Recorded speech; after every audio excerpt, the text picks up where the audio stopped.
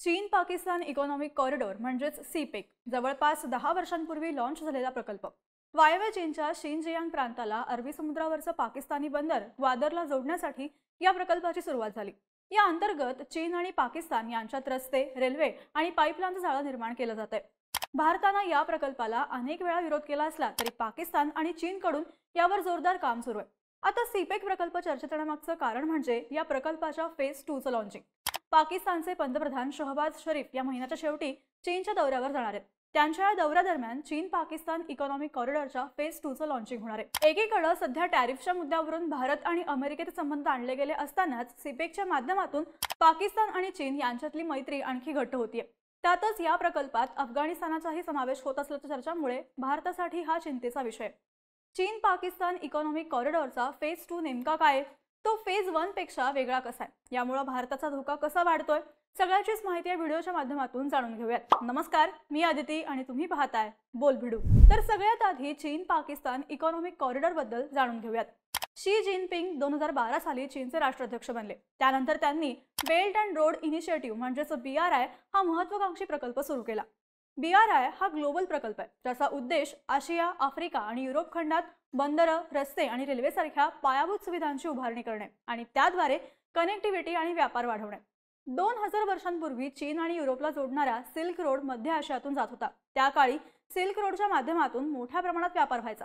BRIला एक प्रकारे 21व्या शतकातला silk road म्हणता येईल। सध्या चीन मिडल ईस्ट सोबतच्या व्यापारासाठी समुद्र मार्गाचा वापर करतो। हा मार्ग दक्षिण चीन समुद्रातून मलेशिया आणि इंडोनेशिया यांच्यातल्या मलाक्काच्या सामुद्रधुनीतून पुढे हिंदी महासागरामार्गे मिडल ईस्टला जातो। पण हा मार्ग प्रचंड लांबचा आहे, तसंच युद्धाच्या परिस्थितीत तो सहजपणे ब्लॉकही करता येऊ शकतो। त्यामुळे या मार्गाला बायपास करून चीनने आपल्या वायव्य प्रांतातून शॉर्टकट मार्ग विकसित करण्याचा प्लॅन केला, ज्याला BRI असं नाव देण्यात आलंय। BRI प्रकल्प वेगवेगळ्या देशांमध्ये राबवला जातोय, पण तो सध्या सर्वात जास्त ऍक्टिव्ह आहे तो पाकिस्तानमध्ये। पाकिस्तानमध्ये BRIचं काम चीन पाकिस्तान इकॉनॉमिक कॉरिडॉर म्हणजेच सीपेक अंतर्गत सुरू आहे। 2015 साली या प्रकल्पाचं लॉन्चिंग करण्यात आलं। या अंतर्गत चीन पाकिस्तानमध्ये काही स्पेशल इकॉनॉमिक झोन्स तयार करत आहे। सीपेक अंतर्गत वायव्य चीनच्या शिनजियांग प्रांताला पाकिस्तानातल्या ग्वादर बंदराशी जोडण्याचं काम सुरू आहे। यासाठी चीननं हे बंदर पूर्णपणे आपल्या ताब्यात घेतलंय। सोबतच चीन पाकिस्तानमध्ये रस्ते आणि रेल्वे मार्गाचं जाळं उभारण्याचंही काम करतोय।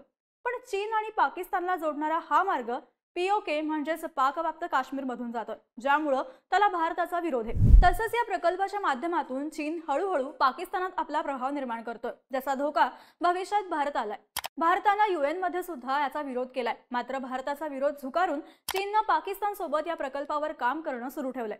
आता याच सीपेक प्रकल्पाचा फेज 2 लॉन्च होणार आहे, त्याबाबत आपण माहिती घेऊयात। नुकतेच चीनचे परराष्ट्र मंत्री वांग पी 3 देशांच्या दौऱ्यावर आले होते। भारत, पाकिस्तान आणि अफगाणिस्तान यापैकी त्यांच्या ज्या दौऱ्याची सर्वाधिक चर्चा झाली तो म्हणजे अफगाणिस्तानचा दौरा। या दौऱ्यादरम्यान चीनच्या परराष्ट्र मंत्र्यांनी त्यांच्या BRI प्रकल्पात अफगाणिस्तानच्या समावेशाबाबत चर्चा केली। अफगाणिस्तानच्या परराष्ट्र मंत्र्यांनी याची माहिती दिली आहे। म्हणजेच पाकिस्तान सोबतच आता चीन BRI प्रकल्पात अफगाणिस्तानाचाही समावेश करण्याचा प्रयत्न करतोय। चीनचे परराष्ट्र मंत्री अफगाणिस्तानातून पाकिस्तानात गेले, तिथे त्यांनी पाकिस्तान सोबतच्या सीपेक प्रकल्पावर चर्चा केली। आता या महिन्याच्या शेवटी पाकिस्तानचे पंतप्रधान शहबाज शरीफ चीनच्या दौऱ्यावरती जाणार आहेत। या दरम्यान चीन पाकिस्तान इकॉनॉमिक कॉरिडॉरच्या फेज 2 चं लॉन्चिंग होणार असल्याची माहिती आहे। आता सीपेकचा फेज 2 फेज 1 पेक्षा कसा वेगळा आहे ते पाहूया। 2015 मध्ये लॉन्च झाल्यानंतर पहिल्या 5 वर्षात सीपेक दरम्यान इन्फ्रास्ट्रक्चर आणि पॉवर जनरेशन प्रकल्पांवर जास्त फोकस करण्यात आला होता। पण आता फेज 2 दरम्यान इंडस्ट्रियलायझेशन, एक्सपोर्ट, मायनिंग, ॲग्रिकल्चर आणि टेक्नॉलॉजीच्या प्रकल्पांवर जास्त फोकस केला जाणार आहे। या प्रकल्पांमुळे पाकिस्तानच्या अर्थव्यवस्थेला पुन्हा उभारी मिळेल असंही बोललं जातंय। सीपेक फेज 2 अंतर्गत पाकिस्तानातल्या स्पेशल इकॉनॉमिक झोन्सवर आणखी लक्ष दिलं जाणार आहे। सीपेक 1 अंतर्गत सध्या चीन पाकिस्तानच्या खैबर पख्तूनख्वा प्रांतात रश्काई, सिंधमध्ये धाबेजी आणि बलोचिस्तानात बोस्तान इथं स्पेशल इकॉनॉमिक झोन्स विकसित करतोय।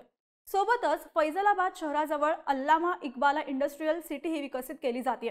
सीपेक फेज 2 मध्ये या सगळ्या ठिकाणी आणखी काम केलं जाणार आहे। सीपेक फेज 2 मध्ये काही नवे महत्त्वाचे प्रकल्पही असणार आहेत, जसं की कराची आणि पेशावर दरम्यानच्या रेल्वे मार्गांचं आधुनिकीकरण केलं जाणार आहे। शिवाय अरबी समुद्रावरच्या ग्वादर बंदराचा आणखी विकास केला जाणार आहे। सोबतच ग्वादर इथं नव्या आंतरराष्ट्रीय विमानतळाचं काम पुन्हा सुरू केलं जाणार आहे। ग्वादर हे शहर बलोचिस्तान प्रांतात येतं। तिथे बलोच लिबरेशन आर्मीनं चीनला जोरदार विरोध केलाय। त्यामुळे गेल्या काही काळापासून इथलं काम थांबलं होतं. मात्र आता सीपेक फेज 2 अंतर्गत या कामाला पुन्हा सुरुवात होणार आहे.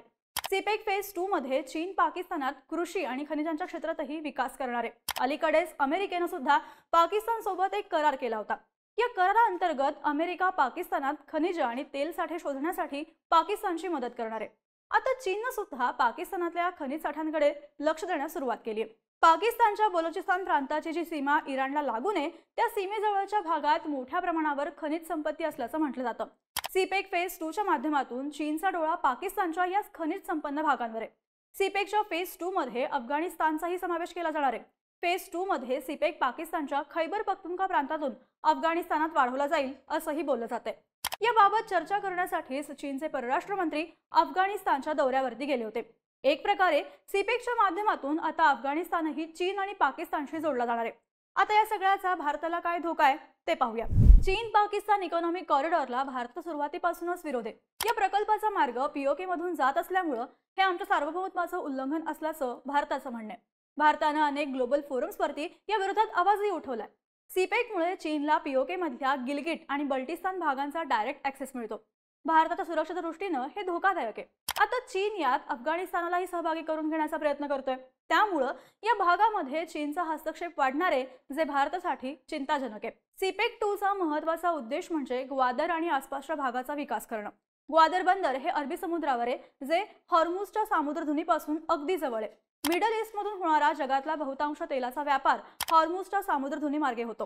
ग्वादर बंदरामुळे चीनला ज्याचा सोपा ऍक्सेस मिळणार आहे. भविष्यात चीन ग्वादर बंदराचा वापर व्यापारासोबतच आणि लष्करी कामांसाठी सुद्धा करू शकतो. पुढे जाऊन ग्वादर बंदर हे चीनचं पाकिस्तानातलं लष्करी तळही बनू शकतं, जी भारतासाठी धोक्याची घंटा आहे.